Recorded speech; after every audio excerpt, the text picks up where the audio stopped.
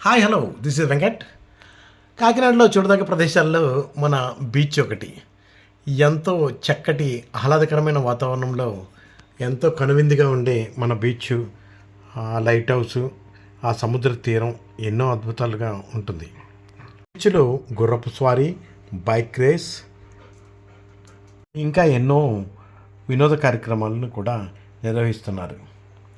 వేసవికాలం కావడంతో ప్రజలు సాయంత్రం 4-4:30 అయ్యేసరికల్లా బీచ్కి చేరుకుంటున్నారు. ఎంతో ఆహ్లాదకరంగా బీచ్లో జలకాలాడుతూ చక్కగా మంచిగా గడుపుతున్నారు.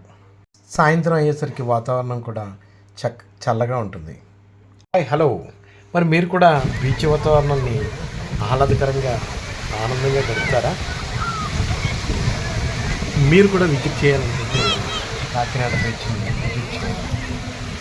నేను చెప్పిన దానికంటే మీరు ఎంతో చక్కమైన ఆనందాన్ని, ఆహ్లాదకరమైన వాతావరణాన్ని, సంతోషాన్ని పొందుతారు.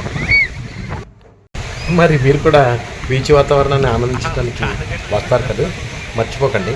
కాకినాడలో చూడదగ్గ ప్రదేశాల్లో ఒక చూడదగ్గ ప్రదేశం మన కాకినాడ బీచ్.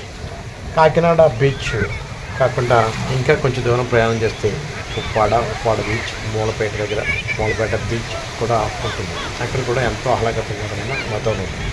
యాక్చువల్గా నేను మీకు దీంట్లో చెప్దాం అనుకున్నది ఏంటంటే, మీరు తీసుకొచ్చే ప్లాస్టిక్ పేపర్లు, వేస్ట్ అన్నీ కూడా బీచ్ వాతావరణంలో పాడైపోయింది. ఈరోజు నేను బీచ్ చూసేప్పుడు ఆ ప్లాస్టిక్ పేపర్లతో పెట్టాను నిండిపోయింది. ఇప్పటికప్పుడు క్లీన్ చేస్తున్నారు.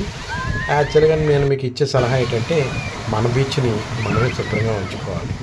అక్కడ పడేసే చెత్త, వేస్ట్, పేపర్ ప్లేట్లు వీటి వల్ల, పాలిథిన్ కవర్స్ని తినడం వల్ల మత్స్య సంపద కూడా ఎంతో నష్టపోతుంది.